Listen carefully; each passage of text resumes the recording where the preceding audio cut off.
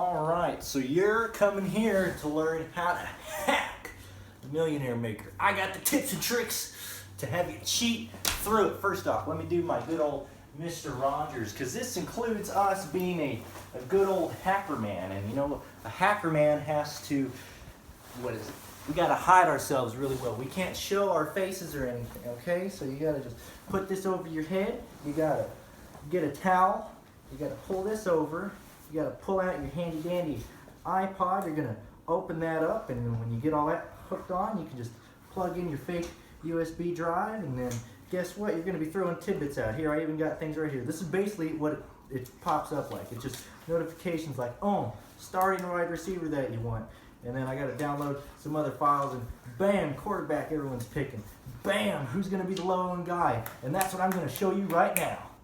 Alright, so this is what I see on my screen when I'm underneath the blanket. So I just go here, I'm going to click inspect, and then BAM! Oh, no, I didn't go. I'm going to click inspect again. See, I didn't have the right hacker man mentality. BAM! It's hacking! Boom! Just look at that. Look. I know exactly who's going to win. Just brrr, information like crazy. Look at that. We've seen some amazing things, but that, my friends, is something we've never seen. Brandon Cruz wants advice. Brandon Cruz wants advice. Brandon wants advice. Brandon Cruz wants advice. You just locked yourself into the playoffs. Nice. Got it.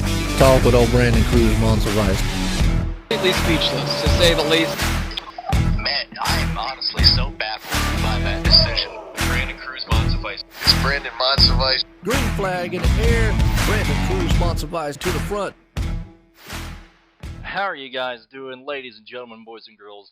This is the Brandon Cruz Daily Fantasy Podcast. If you're still here after that intro, God bless you. I'm pretty sure at least 3 40-year-old guys just turned it off right after that. But anyway, this is my Millionaire Maker Trends Statistics video that I've been looking forward to making for a while. It's something that I've used for at least last year, and some more articles have come out that actually supports some previous information that I had, so I want to talk to you about it. And if you look on the screen, we're actually going to have some like a PowerPoint presentation. It's going to be more like a slideshow or something like that, but it's at least there. You know, guys, this type of stuff takes forever on my computer. I gotta work at least 40 to 50 hours a week. Maybe not 50. I work 40 hours a week, typically closing. That's why my videos come out at like ass crack of midnight and everything like that. So let's get into it. First off, I want to say this. Where am I getting this info from? It's a combination of many places.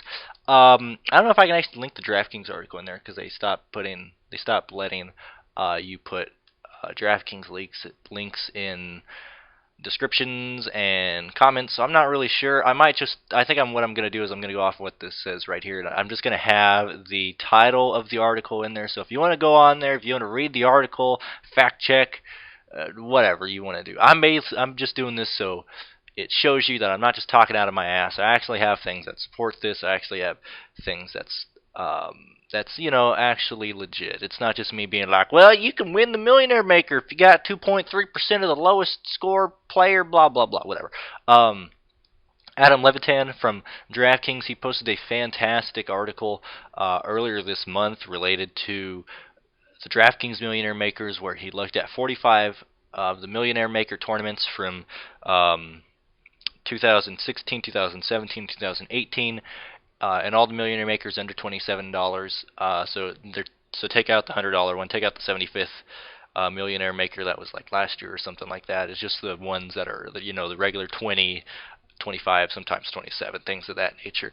There's also another DK article that, you know, it's dated, but it still has some value into it. It's called How to Win the Millionaire Maker, Daily Fantasy Winners.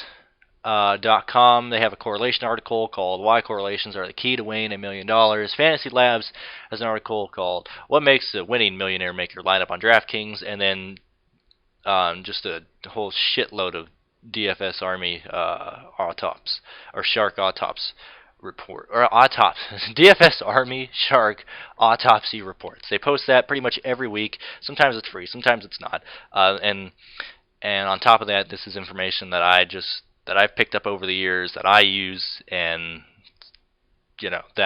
that's where I'm getting all this stuff from. So it's from these articles, from things I've done firsthand, from things I've seen over the years, in my own opinion. So let's get right into it. I call this the Millionaire Maker Bible. I'm going to focus on what Adam from DraftKings posted. A lot of these stats are going to be from his article, but I'm going to comment and have my own opinions on them and things of that nature. But it's really, really fascinating, actually. So it's the DraftKings Millionaire Maker is usually around 200,000 entries, and 30% of the prize pool usually ends up going to first place with the $1 million. So right off the bat, you're already kind of screwed right there. Usually it's anywhere, or at least the payout usually is anywhere from 24. I think it was like at 31 a few years ago, but that was the place that was being paid out. And I'm going to tell you, well, actually, I'm going to do this to save my own ass here. I'm going to tell you what Adam wrote, and then whenever I'm commenting on it, that's why, because I don't want anybody thinking I'm taking credit for what Levitan posted. Anyway, he looked at $27 Millionaire Makers and under from 2016, 2017, 2018. That's 45 tournaments in total, like I said.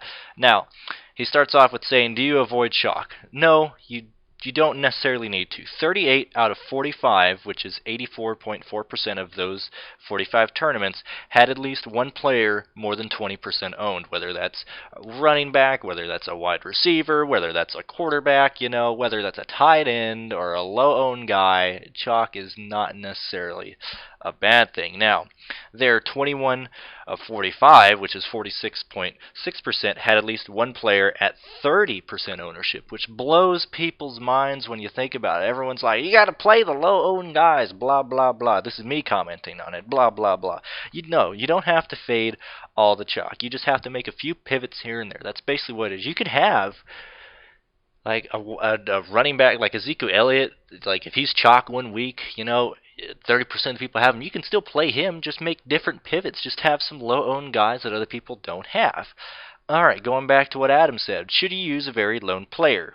Now, these are the stats that he has from these. 43 of the 45 contests, which is 95.5%, had one player at less than 5% owned. 22 of the 45, which is 48%, had one player less than 2% owned. But these are typically are players that are like bad, they're one-offs, they're not typically used every week, or they're just overlooked due to price, a touch matchup, or depth at the position. So, this is where, and this is me commenting on it, this is where you play with the chalk. So like say if you have someone really high owned, you have one low owned player at like less than 5, less than 2% owned, and if he goes off, that's typically where Millionaire Makers are won. I don't think I need to tell you that. He brings an example saying, a struggling Aaron Rodgers last year was at 3.1% owned, and Marquise Valles-Scantling, his wide receiver, was at 1.87% owned in a Millionaire Maker last year, and that's one of the combinations that actually won a Millionaire Maker last year. Adam continues by saying, or in his article, should you use all your salary cap? He typically uses $49,700, so he leaves around $300 left. Statistically, 42 of the 45 contests, which is 93.3%, used at least $49,700. 81.1% of all Millionaire Makers used only 49. Hold on. I gotta re-say that. I don't want to restop this, but I fucked up saying that there. I'm not going fast enough. 42 of the 45 used at least $49,700. So anywhere up to that amount. 81.1% of all Millionaire Makers used $49,700 or more. So 81% either went $300 left over or a full $50,000. That's how the contest went there. So don't be afraid to use almost all of your salary. Flex usage. He goes over like who do they have them in the flex and who's in the flex related to the field. I don't know if that makes sense to you, but I'll put it this way. So the winners of the Millionaire Maker 25 of the 45 winners used a running back in that position. 18 of the winners used a wide receiver in the flex position, and 2 winners used a tight end in the flex position. Compared that with Millionaire Makers as a whole of the last 45 tournaments, 50% of the field used a running back, 36% uses a wide receiver, and 13% uses a tight end. Now I'm going to comment on these statistics. So, on average, like an actual field uses 13%, or 13% of the field uses a tight end in the flex position, whereas the winners of the Millionaire Maker almost never use a tight end in that position. Whether that's because people use 2 tight ends that are really stupid cheap or whatnot, whether people are like. So typically you want to use a running back or wide receiver in the flex position. A tight end is basically useless from what these statistics are saying to us and to everyone basically seeing them. Yet again, just use a running back or wide receiver in your flex position. That's how I look at it. So I'm guilty of that. I know I've used a tight end here and there because there's 2 cheap tight ends. I'll throw them in there. But typically, if you do that, you're never going to win the Millionaire Maker like that, and that's understandable. Obviously, wide receivers have the highest ceiling of any position because they could easily go off for 2 touchdowns, 150 yards, depending what game it is, with only 2 catches or something like that. Wide receivers are way more valuable than tight ends, and then obviously running backs are where a vast majority of winners and Millionaire Makers go. That's about the only correlation that's actually similar on those. Hopefully that made a little bit of sense. After that, he talks about average cumulative ownership, which is ACO, which is the total ownership percentage of a roster divided by the number of roster spots, which is basically, you got to go to elementary school, it's a percentage of total players over number of players equal ACO. So the ACO of the Millionaire Makers, 37 of the 45 contests, 82.2%, had an ACO under 15%. So basically, you would just add all your players up. So if your quarterback's 10%, running back's 10%, running back's 10%, wide receiver 10%, 10%, 10%, tight end 10%, flex 10%, and defense special teams 10%. You just add all those up, divide them by how many players you did, and that's basically what it is. So if you can get anywhere between 15 and like 18%, you're good. Typically my lineups are anywhere, from 14 to 18%, because I'm a GPP player. I play random ass guys a lot, so that's typically what I do. But I would say a good GPP is anywhere, or a good GPP lineup is anywhere from 15 to 20% ownership. Anything over 20% ownership is, quote unquote, a bad lineup. And what I mean by a bad lineup is there could be a lot of duplicates of that. So that's typically what I do. Going back to Adams, he brings up the argument of 150 entries. So, out of 45 contests, 17.7%, which is 8 people who won the Millionaire Maker, put in a solid 150 lineups. So only 8 people out of 45 actually did the full 150. One person put in 145 lineups. 36 people put in less than 67. Of that 36 people, 19 had 5 or fewer lineups, and 10 people won the Millionaire Maker with a single lineup. That is wild. So 150 entries in a typical Millionaire Maker lineup is 0.075% of a Millionaire Maker field. So you're not even at 1% of the field. And they cap you off at 150. I don't know what the notion is. This is me talking. I'm done with his article now. I don't know what the notion is with 150 lineups, but that is not a huge advantage. Granted, it is. It's not a percent, but it's obviously more opportunities to win. But that is wild. That is a wild percentage. A lot of people just assume that if you throw in 150 lineups, you're going to win. That is not true. If it was true, I would have taken out a small loan from the bank and just entered 150 lineups every time last year, and I'm sure a lot of people would have. It's not that easy. 150 lineups are for the huge sharks that want to put in, I don't even know how much money that is. Let me calculate that real fast. Gotta get my calculator out. Oh man, I'm retarded. I don't know what 20. Let's see, 20 times 150. What is that? That's $3,000 to win $1 million. Now, if you don't place high, you lose that money basically. So guys, 150 lineups is not a guaranteed win in the Millionaire Maker. Please don't feel like it is, and don't shit on those people who do that. Typically, for me in a Millionaire Maker, I usually go with like 5 to maybe 8 lineups. At max, it'd be like $200. And I've put $200 into a Millionaire Maker before. And I'll have some lineups in, because obviously if I'm doing that much, I'm going to go different directions. I'll have some in the green, some won't make the cash, and typically I end up losing about $20 when I do that. Even though I'll have like one lineup that wins like $180. That's making up for the $200 that I entered there. So a smarter way to do it is probably doing 5 or fewer lineups and just make them vastly different and be okay with that $100 that you're losing. That's how I look at it.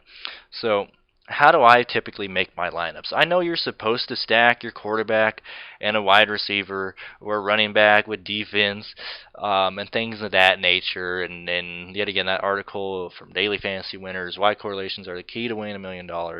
I understand that. I have had far more success on FanDuel than DraftKings with this strategy that I implement. And basically what I do is I play one guy from every team. Now, I understand a lot of you guys just like cringed at that idea. I understand that. But typically ownership is softer on FanDuel, and you can get the best players from every team on FanDuel, and that's typically how I make lineups. Not all my lineups. I'll make some lineups. I'll usually run probably about 60%, 40% with correlation, without correlation. So if I'm doing 10 lineups, I'll make it simple. If I'm making 10 lineups, I'll have 6 lineups with a quarterback and a wide receiver that's on the same team, or players on the same team. My final 4 will just be players that I like in general. A lot of people don't like that idea, and I know it's not. I know it's found as like a quote unquote noob move, but I'm telling you, those lineups I make with no correlation on FanDuel score way better than some of the ones I make with correlation. I don't understand why. I'm not really sure. Maybe it's just the week that I play them, but I had one last year. I don't know if I can find the picture of it, but I had one last year, and it was week 17, no correlation whatsoever. It was like Josh Allen, C.J. Anderson. I got like Hopkins, Julio Jones.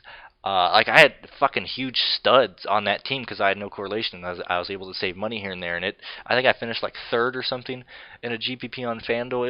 It was great. That's typically how I look at it. Again, this is coming from a guy who only plays GPP. But when you're trying to go after a Millionaire Maker, you need a lot of luck on your side. Straight up, you need a lot of luck. It does take skill to make a lineup that cashes. I will not argue that. It does take skill to do this. But when you're trying to be number 1 out of 238,000 people, you need some luck on your side. You need that 1% wide receiver that's owned. That's like a fourth string wide receiver that catches like an 80-yard bomb for a touchdown. That's like $3,000. That's the minimum price. That is what you need to win the Millionaire Maker. There is no surefire way to win it, guys. It takes a lot of skill to make a lineup that's good, and then it takes a lot of luck for things to fall into place. That's just how it is. There is no secret to winning the Millionaire Maker. There's no way to hack it, as much as I'd like to say, like, oh, I'm going to be a hacker man. I'm bringing up them hackaroony skills, and then I'm going to hack into everything. Listen, guys. GPPs are very volatile during the NFL season. The 16-game Sundays with the Millionaire Maker is wild, man. You got over 150 players that you can choose from, and you have to choose the right, You have to choose the right, 8, 9? You got to choose the right 9, 8 players, whatever it is. If you're going to play GPPs, I would highly advise, this is going off my tangent on the Millionaire Maker. This is just a general. If you're going to play GPPs and you're new to this, or you just want, and you want more security than most GPPs, check out the amount of money paid out. How much of the field gets paid out. A good GPP will, like a good one will be like 32% paid out. Like a third of the people make money. Those are typically either like a single entry or like really low $1 entries for new people, or $3 entries. That's how it is. Look at the number of players in that contest, the number of DFS players. How many is in there? I'll simplify. If you're playing in a $100 GPP contest, then 30% of the people get paid out. That's 30 people making money. That's 70 people not making money. So how many people do you have to beat to at least get in the cash? If you want to play cash, 50-50s is where I go. I'm not a huge fan of double ups. If I'm gonna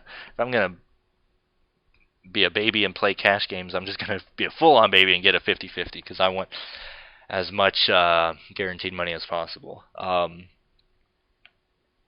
Typically, the $3 GPPs have more noobs, more new people. Whether it's FanDuel or DraftKings, that's where the newest guys go. And I love the NFL because, straight up, granted they have beginner contests, but a lot of people join these DFS websites and they're like, I'm gonna take over that $1 million. This is easy. And so the $3 contest is always filled with idiots who don't know how to play.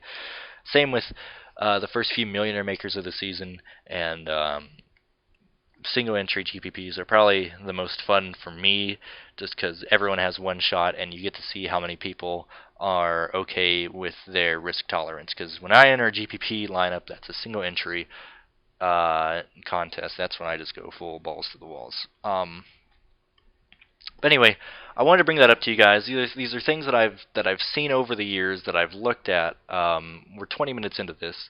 Hopefully it wasn't too much ranting.